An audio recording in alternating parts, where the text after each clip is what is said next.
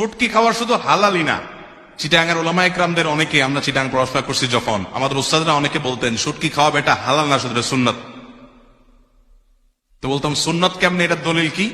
দলিল দিয়ে বলতেন যে সাহাবীরা একবার একটা বড় মাছ পাইছেন এক সফরে, সম্ভবত আম্বর নাম, আপনার নাম অনেকে হাদিসে জানেন। বিশাল একটা মাছ পাইছেন কোন একটা অভিযানে, যে সমুদ্র থেকে উপরে উঠে পড়ে গেছে বিশাল মাছ।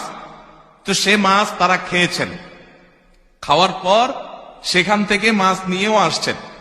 এখন সাহাবীদের মধ্যে এই মাছ দীর্ঘদিন তারা ওখানে খেয়েছেন, আবার নিয়েও আসছেন। নবী করিম সাল্লাল্লাহু আলাইহি সাল্লামকে জিজ্ঞাসা করা হলো এটা হালাল না হারাম।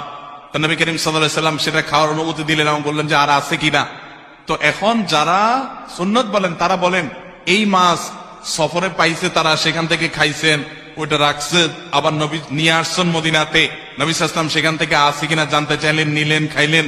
তাহলে এই যে মাছ সেখানে ধরা পড়ছে এবং সফর, তখন তো আর বিমানে